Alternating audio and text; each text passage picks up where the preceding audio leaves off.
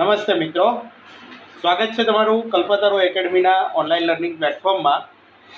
મિત્રો, એટીડીઓ માટેની special series આપણે ચલાવી રહ્યા છીએ, જેમાં આજના એપિસોડમાં આપણે અનુસૂચિત જાતિ અને જનજાતિના પ્રીવિયસ યર ક્વેશ્ચનો જે છે એની ચર્ચા કરીશું.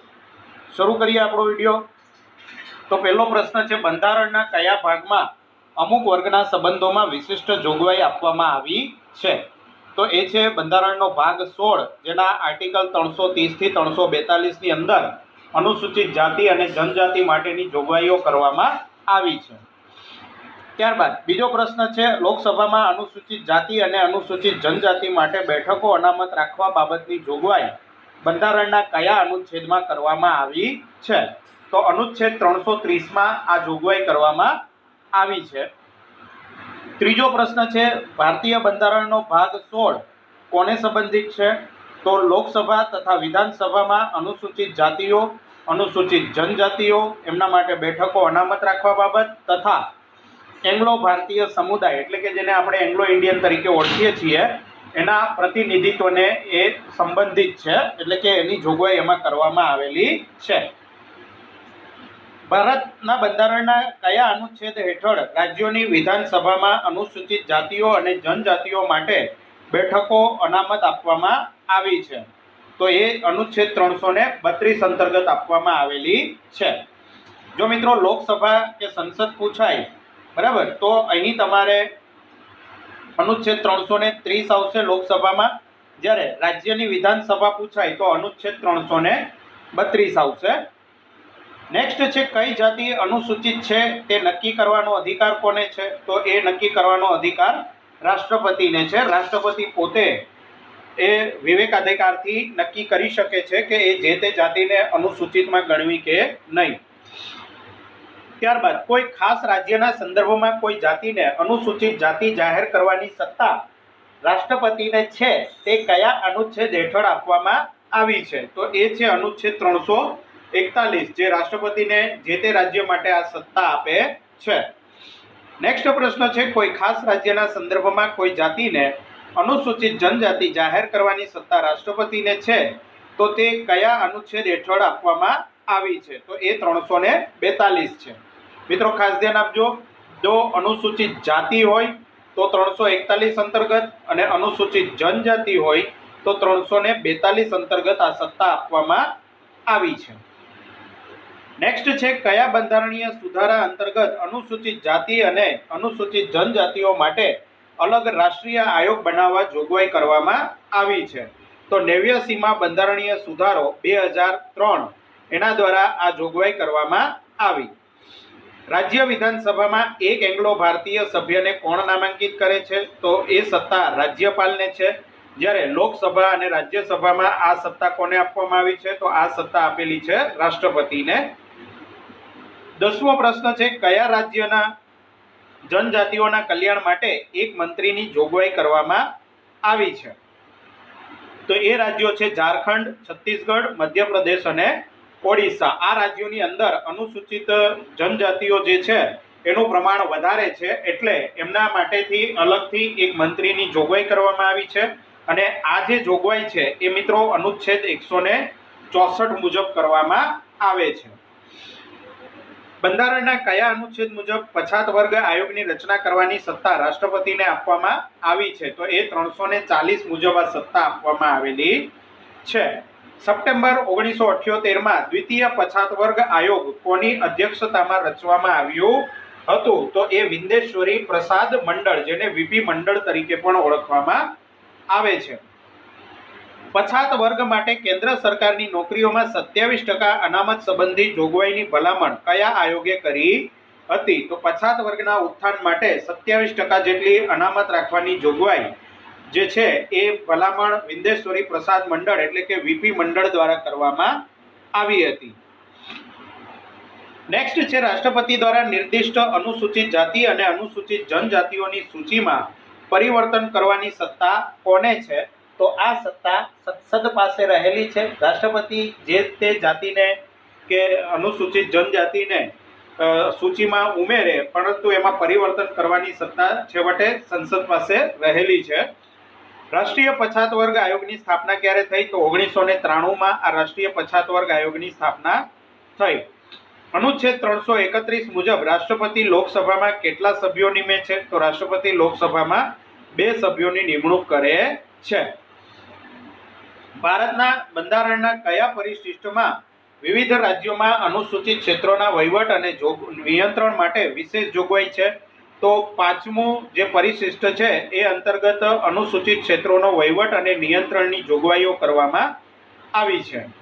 ત્યારબાદ કાકા કાલેલકર આયોગ એની રચના ક્યારે કરવામાં આવી? તો જાન્યુઆરી 1953 કાકા કાલેલકર આયોગની રચના કરવામાં આવેલી, જેમના અધ્યક્ષ કાકા કાલેલકર હતા, એટલે એમને આયોગના નામને કાકા કાલેલકર આયોગ તરીકે ઓળખવામાં આવે છે. પછાત વર્ગ આયોગ કોની અધ્યક્ષતામાં રચવામાં આવ્યું હતું? તો કાકા કાલેલકરની અધ્યક્ષતામાં આ આયોગ રચવામાં આવ્યું હતું. રાષ્ટ્રીય અનુસૂચિત આયોગના અધ્યક્ષની નિમણૂક કોના દ્વારા કરવામાં આવે છે? તો રાષ્ટ્રપતિ દ્વારા આ આયોગના અધ્યક્ષની નિમણૂક કરવામાં આવતી હોય છે. ભારત સરકાર દ્વારા મુસ્લિમ સમુદાયના સામાજિક, આર્થિક અને શૈક્ષણિક સ્તરના અધ્યયન કાર્ય માટે વર્ષ 2006માં કઈ સમિતિની નિમણૂક કરવામાં આવી હતી? તો સચ્ચર સમિતિની નિમણૂક કરવામાં આવી હતી. અનુસૂચિત જાતિ રાષ્ટ્રીય પંચની રચના કયા અનુચ્છેદ હેઠળ કરવામાં આવી છે? તો 338 અનુચ્છેદ હેઠળ અનુસૂચિત જાતિ રાષ્ટ્રીય પંચની રચના કરવામાં આવી છે.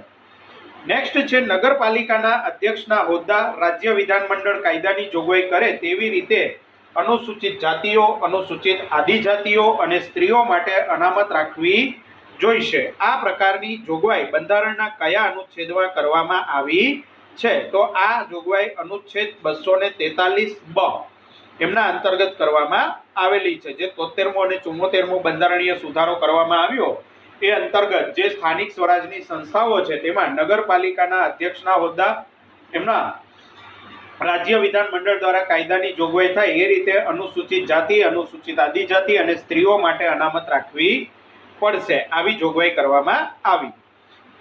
અનુસૂચિત જાતિઓ અને અનુસૂચિત આદિજાતિ અત્યાચાર અધિનિયમ 2016ની જોગવાઈ હેઠળ અહીં મિત્રો અત્યાચાર નિવારણ અધિનિયમ આવશે.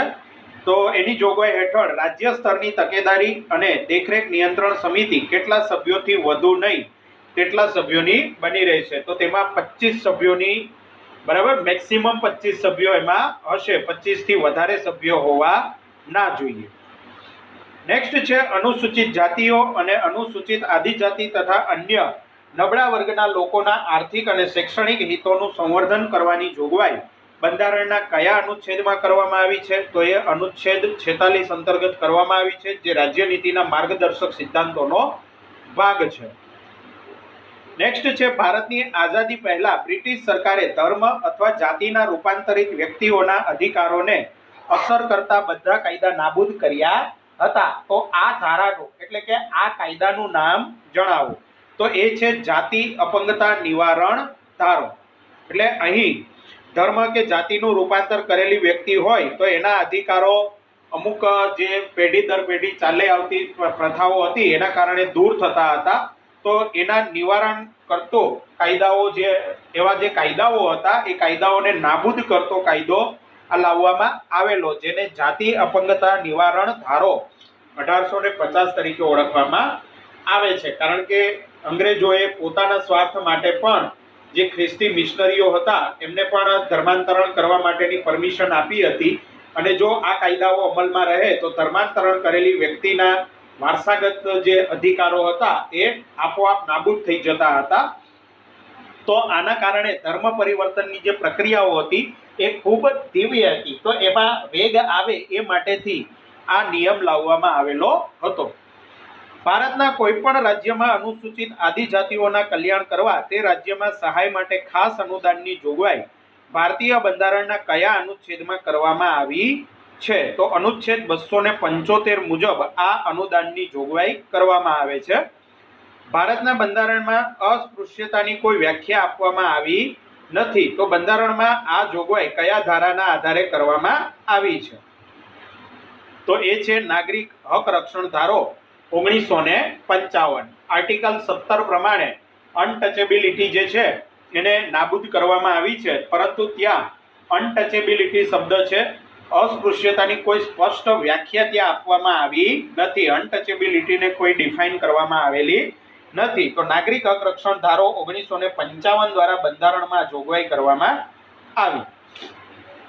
જન્મ, જાતિ, જ્ઞાતિ, લિંગ અથવા જન્મસ્થાનને કારણે કરાતા ભેદભાવ પર પ્રતિબંધ અન્વયે સામાજિક અને શૈક્ષણિક દ્રષ્ટિએ પછાત વર્ગોના નાગરિકોના કોઈ વર્ગના ઉત્કર્ષ માટે ખાસ જોગવાઈઓ કરવામાં રાજ્યને અટકાવવામાં આવશે નહીં. આવી જોગવાઈ કયા અનુચ્છેદમાં કરવામાં આવી છે? તો એ છે અનુચ્છેદ 15(4) મુજબ આ જોગવાઈ કરવામાં આવેલી છે. નેક્સ્ટ છે સંઘ અથવા રાજ્યના કામકાજ સાથે સંબંધ ધરાવતી સેવાઓ અને જગ્યાઓ ઉપર નિમણૂક કરતી વખતે વહીવટની કાર્યક્ષમતાની જાળવણી સુસંગત હોય તે રીતે અનુસૂચિત જાતિઓ અને અનુસૂચિત જનજાતિઓના સભ્યોના દાવા વિચારણા લેવામાં આવશે. આવી જોગવાઈ કયા અનુચ્છેદમાં કરવામાં આવી છે? તો એ અનુચ્છેદ 335 મુજબ જોગવાઈ કરવામાં આવી છે કે રાજ્યના કામકાજ સાથે સંબંધ ધરાવતી જે સેવાઓ અને જગ્યાઓ છે તો એના ઉપર જ્યારે નિમણૂક કરવાની હોય ત્યારે વહીવટની કાર્યક્ષમતાની જાળવણીને સુસંગત હોય એવી રીતે અનુસૂચિત જાતિ અને જનજાતિના સભ્યના દાવાઓ પણ મંજૂર રાખવામાં આવશે. એટલે જો જે તે વિસ્તારમાં અનુસૂચિત જાતિ કે જનજાતિનું પ્રતિનિધિત્વ વધારે હોય તો તેવા વિસ્તારમાં જે સેવકોની જગ્યાઓ છે એની નિમણૂક ઉપર આ બાબત ખાસ ધ્યાનમાં લેવામાં આવતી હોય છે. તો એ અનુચ્છેદ 335 મુજબની જોગવાઈ છે. ભારતના અનુસૂચિત વિસ્તારોમાં વસતા લોકો માટે પરંપરાગત ગ્રામ સંઘો દ્વારા સ્વાયત્તતાની ખાતરી કરવા માટે ભારત સરકાર દ્વારા કયો કાયદો ઘડવામાં આવ્યો છે? તો પંચાયત અધિનિયમ 1996 ઘડવામાં આવેલો છે. નેક્સ્ટ છે બંધારણના કયા અનુચ્છેદ હેઠળ રાજ્યોની વિધાનસભામાં અનુસૂચિત જાતિઓ અને અનુસૂચિત જનજાતિઓ માટે બેઠકો અનામત આપવામાં આવી છે? તો 332(1) મુજબ અનુસૂચિત જાતિ અને જનજાતિની બેઠકો વિધાનસભામાં અનામત આપવામાં આવેલી છે. બંધારણના કયા અનુચ્છેદ હેઠળ અનુસૂચિત વિસ્તાર અને અનુસૂચિત આદિજાતિ વિસ્તાર માટે વહીવટી બાબતોની જોગવાઈ કરવામાં આવી છે? તો વહીવટી બાબતોની જોગવાઈ અનુચ્છેદ 244 મુજબ છે. જો બેઠકો અનામત હોય તો 332 આવશે અને વહીવટી બાબતો હોય તો 244 આવશે. નેક્સ્ટ છે બંધારણના કયા અનુચ્છેદ હેઠળ અનુસૂચિત જાતિ અને અનુસૂચિત જનજાતિ માટે રાષ્ટ્રીય કમિશન તરીકે ઓળખાતું એક કમિશન રહેશે? તો એ કમિશનની જોગવાઈ 338 મુજબ કરવામાં આવેલી છે. કયા અનુચ્છેદ હેઠળ પછાત વર્ગ માટે રાષ્ટ્રીય કમિશન તરીકે ઓળખાતું એક કમિશન રહેશે? તો તે 240 મુજબ આ જોગવાઈ કરવામાં આવેલી છે. મિત્રો ખાસ ધ્યાન આપજો, ઉપરનો જે પ્રશ્ન છે એની અંદર આપણને અનુસૂચિત જાતિ અને અનુસૂચિત જનજાતિ માટે કમિશન પૂછ્યું છે, જ્યારે બીજા ક્વેશ્ચનની અંદર પછાત વર્ગ માટેનું કમિશન પૂછેલું છે. એટલે બંનેના અનુચ્છેદ અલગ અલગ છે.